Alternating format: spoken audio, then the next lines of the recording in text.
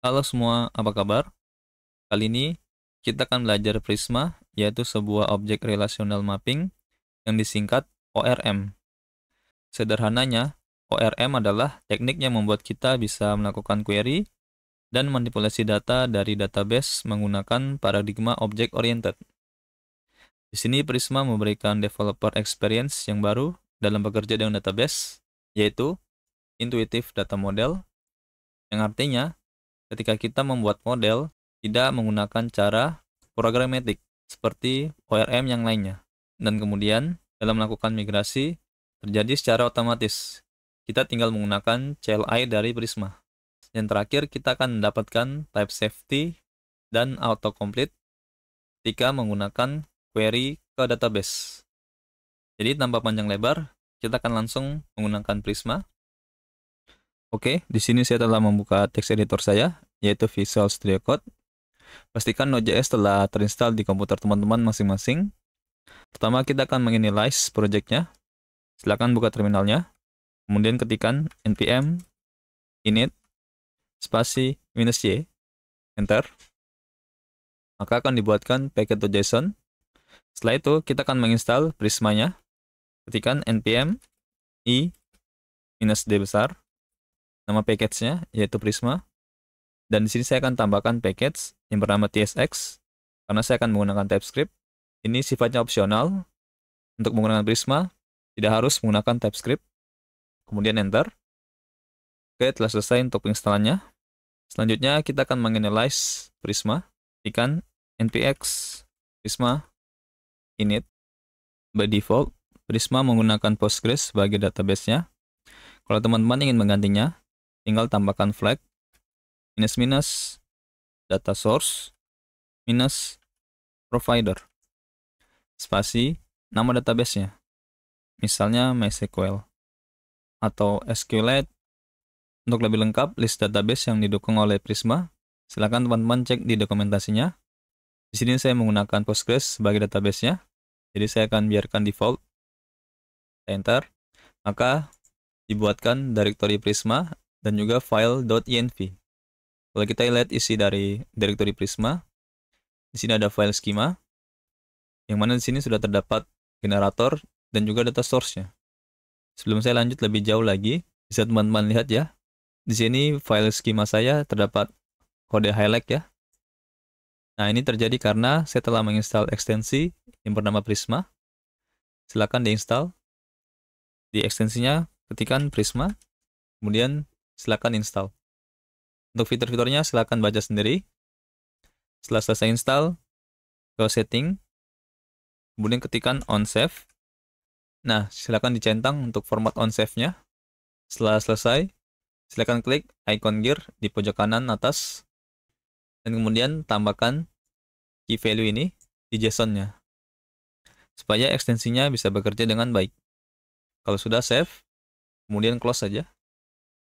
Kembali lagi ke working directory-nya, ke schema file. Nah, di dalam file inilah kita akan membuat model.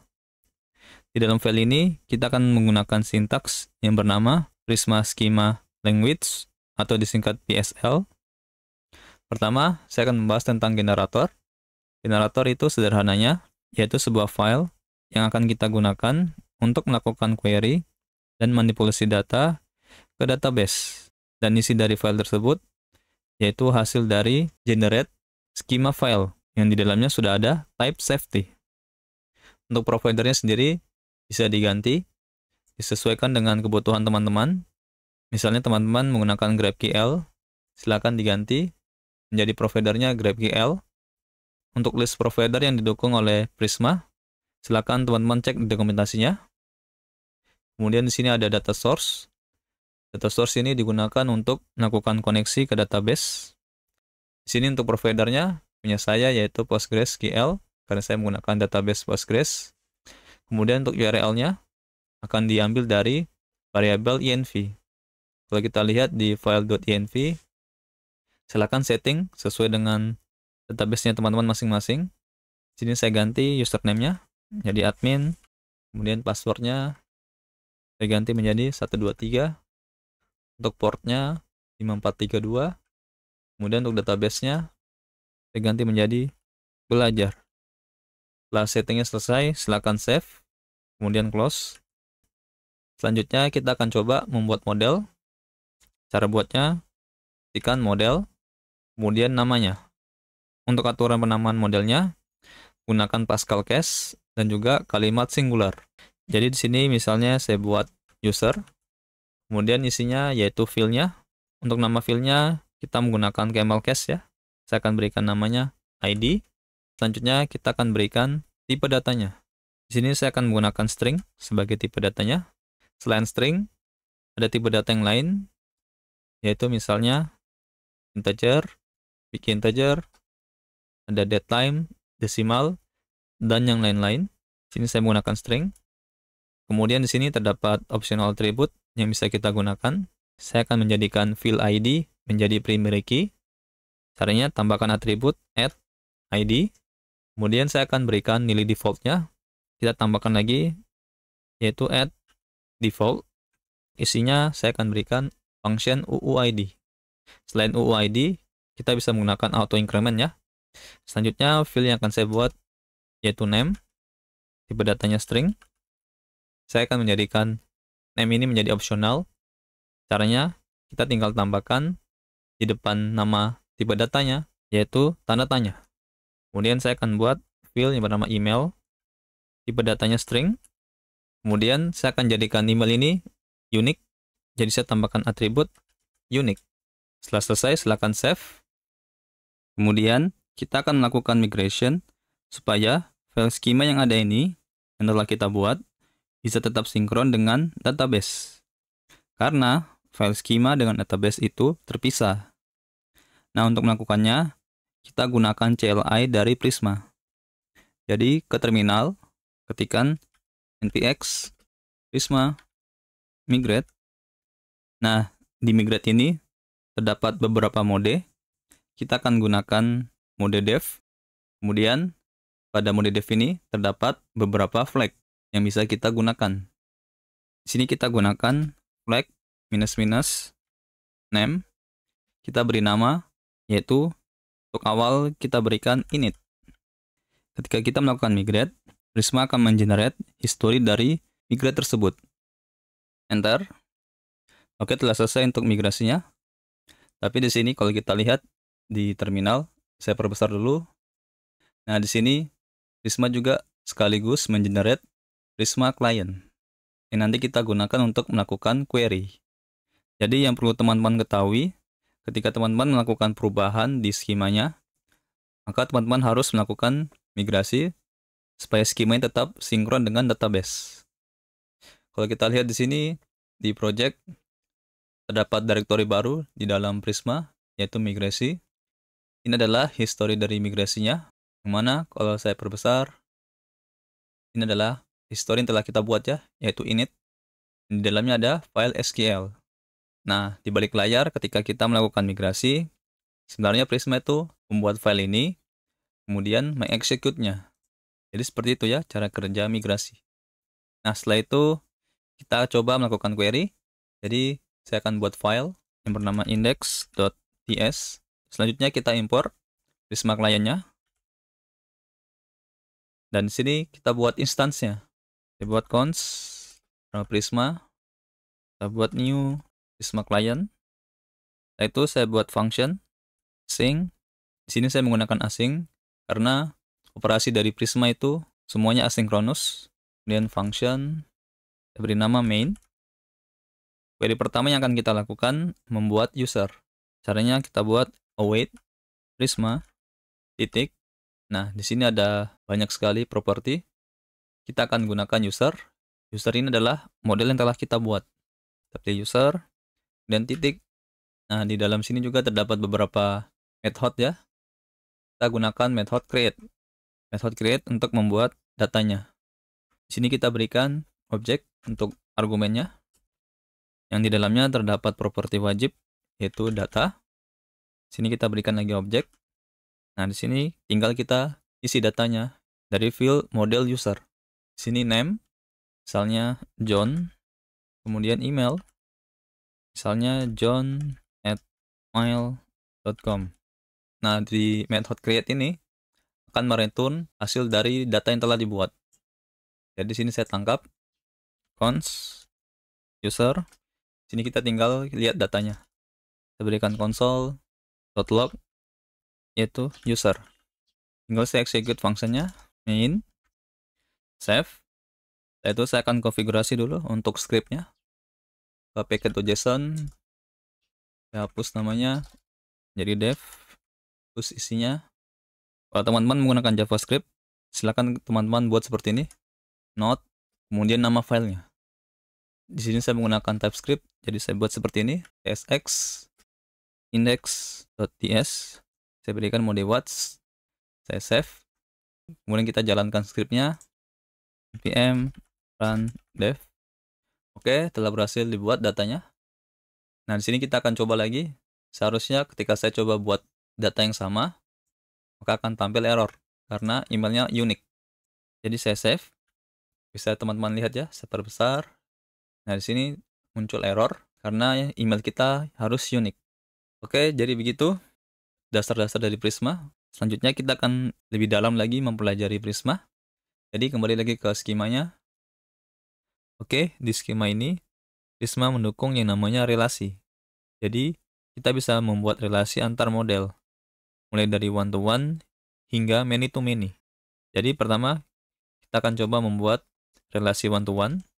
Di sini saya buat model baru yang bernama profile, yang mana untuk primary key-nya saya akan copy dari model user. Kemudian untuk field selanjutnya saya buat bio, dan tipe datanya string, dan saya buat optional. Selanjutnya saya akan membuat relasinya antara model profile dan user. Caranya kita buat dulu untuk field-nya. Di sini saya buat author, yang mana tipe datanya yaitu model user. Dan kemudian kita berikan atribut yang bernama relasi. Untuk value pertamanya kita berikan fields. Nah, untuk isi field ini kita berikan foreign key atau kunci tamu dari model profile. Jadi kita buat lagi field yang bernama author ID, tipe datanya string, yaitu kita samakan tipe data primary key yaitu ID pada model user. Kita berikan isinya untuk fieldnya yaitu author ID, dan kemudian untuk value keduanya yaitu reference. Kita reference ke field ID pada model user. Dan selanjutnya ke model user kita buat field untuk model profile. Di sini kita buat profile. Tipe datanya yaitu model profile. Kita berikan di sini tanda tanya. Dan kemudian di bagian author ID, field author ID, kita tambahkan atribut lagi yang bernama unique. Nah, proses relasi ini hanya diterapkan di file schema, bukan di database. Jadi nanti di database cuma akan tampil ID, bio, dan juga author ID. Sedangkan di model hanya tampil ID, name, hingga email. Oke, di sini saya berikan yaitu komentar relasi one to one. Kita save dan kita coba migrasi. Kita buat npx prisma migrate dev. Kemudian untuk name-nya kita ganti. Di sini saya buat add profile. Kemudian enter. Oke, telah berhasil migrasinya. Jadi seperti itu tentang relasi one to one. Selanjutnya kita akan membuat relasi one to many. Saya buat dulu komentarnya, yaitu relasi one to many. Dan di sini saya buat model yang bernama post. Untuk ID-nya saya akan copy dari model profile. Dan untuk field selanjutnya saya buat title, datanya string. Saya buat unique. Untuk field selanjutnya yaitu content, tipe datanya string. Dan berikutnya saya akan membuat time step secara otomatis, yaitu kita akan menggunakan function now. Jadi sini saya buat created add, tipe datanya datetime. Kita gunakan atribut default, dan kemudian kita berikan function now. Dan kemudian saya buat field yang bernama updated add, tipe datanya datetime, dan juga kita biarkan Prisma mengisinya secara otomatis, yaitu kita gunakan atribut updated. Dan selanjutnya saya akan membuat relasi antara model post dengan user. Untuk cara membuatnya mirip ya ketika kita membuat relasi one to one. Jadi di sini saya buat field author, tipe datanya user, di mana kita berikan atribut relasi, kemudian kita berikan fields. Saya buat di bawah sini untuk foreign key-nya, yaitu string. Sini kita berikan author ID, dan kita berikan reference, yaitu ID di model user. Ke atas ke model user, kita tambahkan di sini, yaitu post. Mana tipe datanya post? Nah, kita berikan di sini di depan tipe datanya, yaitu kurung siku. Nah, dengan beginilah cara membuat relasi one to many. Bedanya dengan one to one adalah di tipe data author ID tidak perlu ditambahkan unique, dan di bagian user sini kita menggunakan kurung siku, bukan tanda tanya. Jadi seperti itu cara membuat relasi one to many. Kalau sudah save, kita lakukan migrasi ya. Seperti yang saya bilang sebelumnya, setiap lakukan perubahan, lakukan migrasi. Sini perintahnya sama saja, npx prisma migrate, tinggal kita ganti nama migrasinya. Di sini saya buat post, dan enter. Oke, telah selesai untuk migrasinya. Dan yang terakhir tentang relasi, yaitu many to many. Di Prisma, untuk membuat relasi many to many, ada dua cara, yaitu secara eksplisit maupun implisit. Prisma merekomendasikan menggunakan cara implisit. Jadi kita akan gunakan cara implisit. Pertama saya buat dulu komentar, yaitu relasi many to many. Kemudian saya buat model yang bernama tag, yang mana ID-nya saya copy lagi dari model post. Kemudian field selanjutnya saya buat namanya name, datanya string, saya buat unique, dan di sini kita akan membuat relasinya. Caranya mudah saja.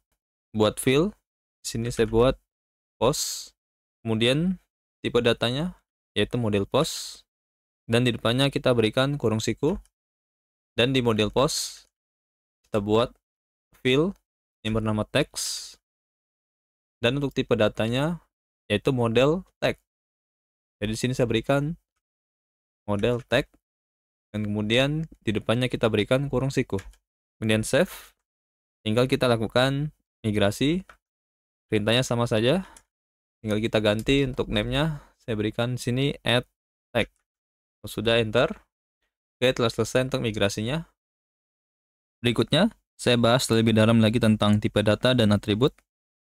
Jadi, tipe data yang telah kita buat ini, contohnya string, nanti akan dikonvert ke native tipe data database. Untuk database Postgres, akan dikonvert ke tipe data text. Nah, kalau teman-teman ingin mengubahnya, teman-teman bisa tambahkan atribut @db. Contohnya di sini, konten, saya tambahkan sini @db, kemudian titik. Nah, di sini adalah tipe data yang bisa kita gunakan. Misalnya kita gunakan varchar. Kita berikan length-nya misalnya 124. Nanti di database-nya, tipe datanya menjadi varchar, bukan teks. Untuk lebih lengkapnya, silakan teman-teman cek di dokumentasinya. Saya kembalikan lagi. Kemudian saya akan bahas tentang tipe data enum. Untuk menggunakan tipe data enum, teman-teman tidak bisa langsung membuatnya di dalam model. Contohnya, di model user, saya buat field yang bernama role. Nah, di sini kita nggak bisa langsung buat seperti ini. Tipe data enum. Nah, untuk menggunakannya, kita harus membuatnya di luar model. Jadi seperti ini, enum, kemudian namanya.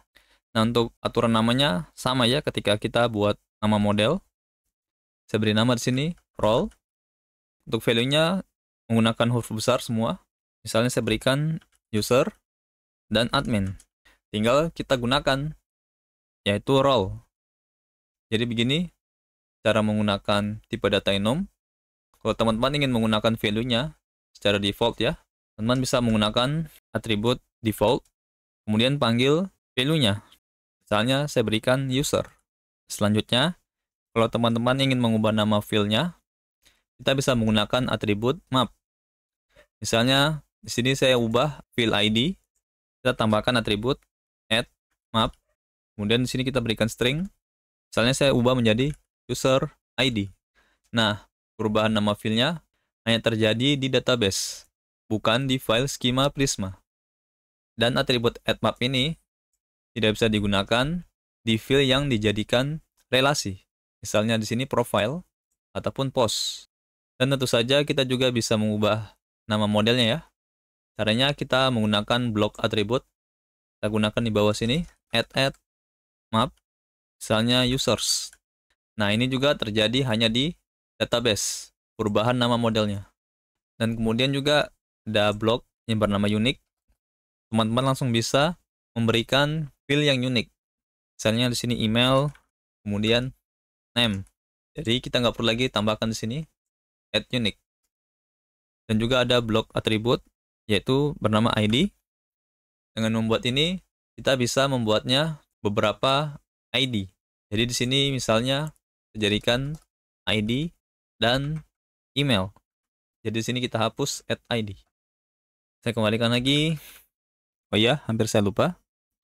Untuk field yang dijadikan relasi, misalnya di sini author, yang ada di model profile, kita bisa mengubah namanya dengan cara menggunakan atribut relasi.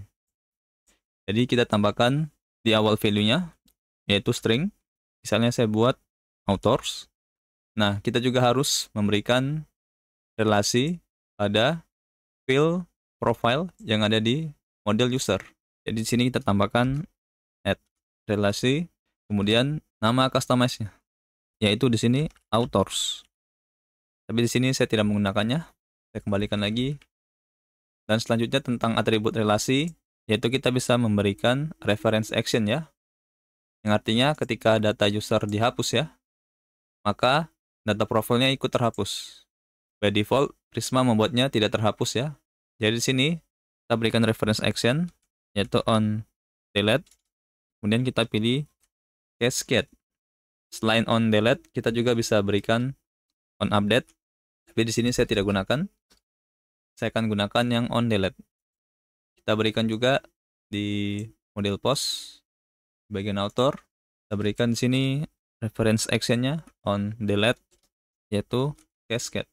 Kalau sudah save, dan kita akan melakukan migrasi.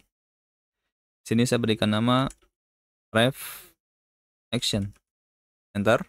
Oke, telah selesai untuk migrasinya. Selanjutnya saya akan membahas tentang Prisma Client. Jadi ke file index. Sebelumnya, kita telah berhasil membuat single record di model user. Kali ini kita akan coba membuat record untuk model yang berrelasi. Misalnya, saya akan membuat user, sekaligus saya akan menambahkan profilnya. Saya akan tambahkan di sini field, yaitu profile. Untuk value-nya kita berikan objek. Kemudian kita gunakan key, yaitu create. Kemudian untuk value-nya, yaitu bio. Untuk isinya, I am full stack developer. Saya akan ganti untuk nama user dan emailnya. Saya berikan di sini Alice. Kemudian saya save.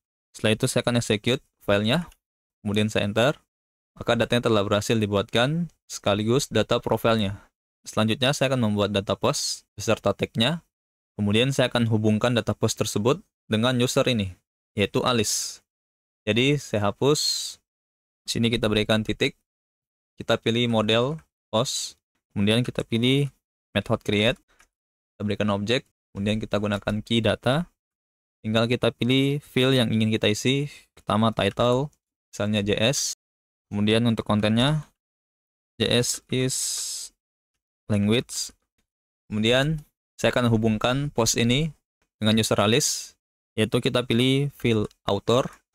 Nah, di sini saya tinggal gunakan key yang bernama connect. Kemudian untuk kondisinya, kondisi untuk menghubungkannya, kita harus menggunakan field ID ataupun field yang unik. Saya akan gunakan yang unik, yaitu email.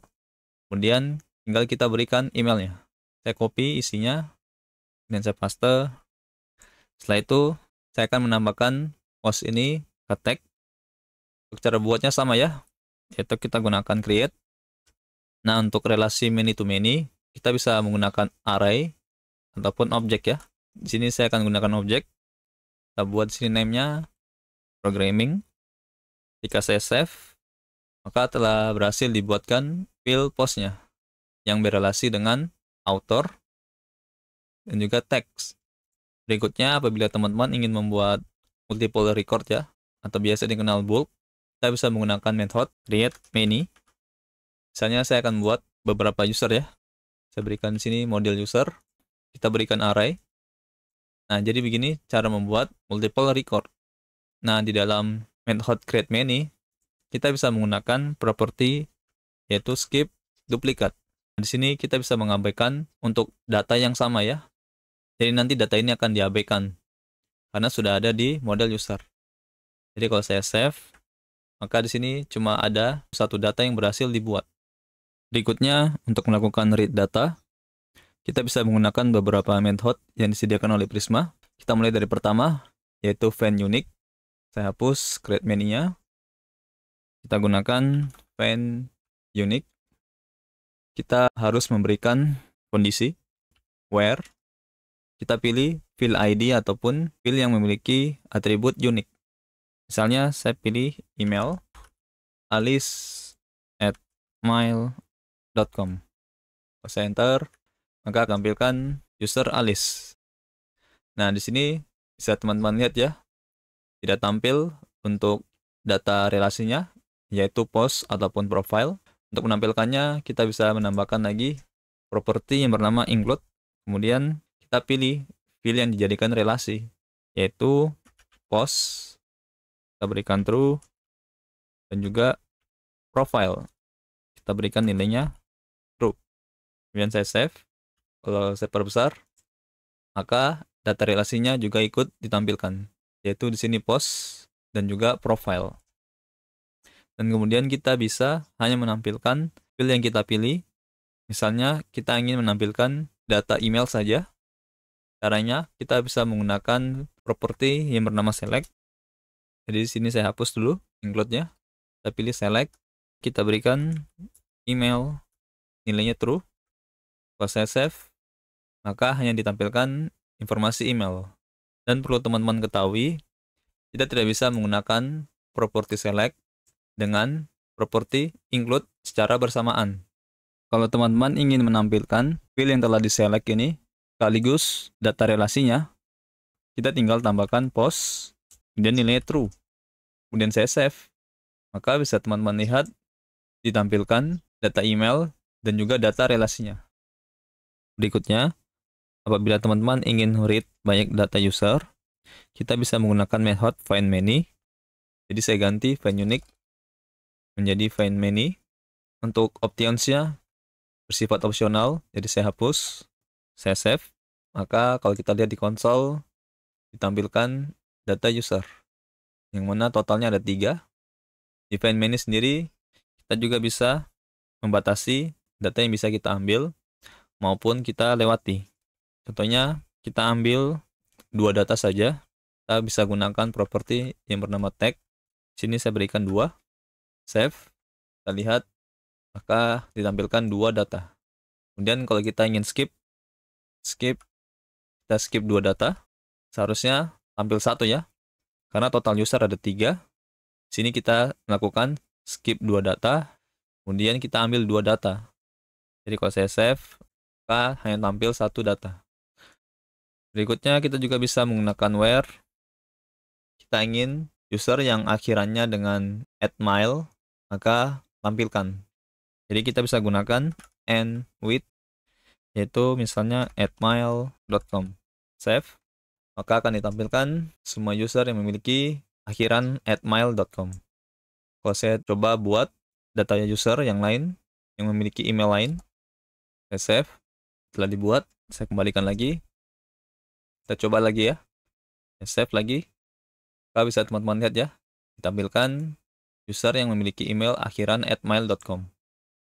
Selain n, kita bisa gunakan start with. Misalnya saya.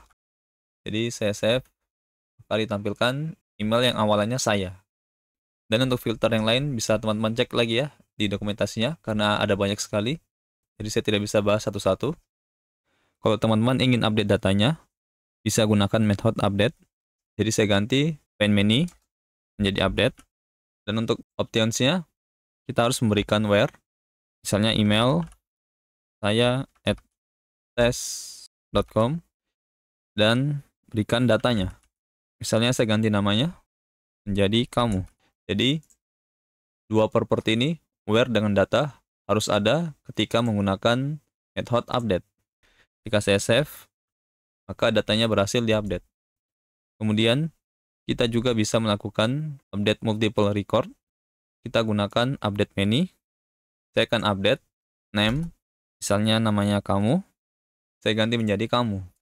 Jadi pokoknya kalau ada user yang memiliki namanya kamu di tabel user, maka ganti dengan name kamu dengan huruf besar. Jadi kalau saya save, maka yang terupdate cuma satu, karena user yang memiliki nama kamu hanya satu. Dan di update menu juga kita bisa menggunakan filter ya. Untuk penggunaan filternya sama saja seperti yang ada di create menu. Terakhir saya akan bahas tentang delete ya. Untuk menghapus data, kita bisa menggunakan method delete. Kalau ingin hapus single record, kita berikan delete. Kemudian optionsnya, kita berikan where, yaitu email. Misalnya saya @s.com. Saya execute, maka datanya telah berhasil dihapus.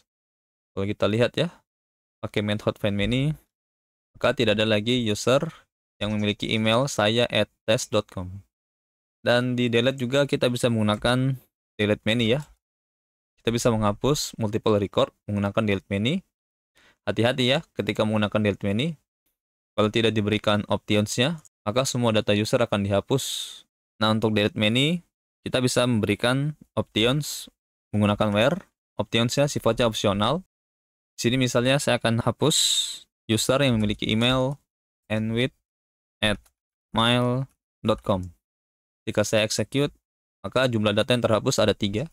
Kalau kita lihat find many, maka datanya kosong karena semua data user memiliki akhiran @mail.com. Oke, jadi begitu tentang penggunaan Prisma dan juga dasar-dasarnya.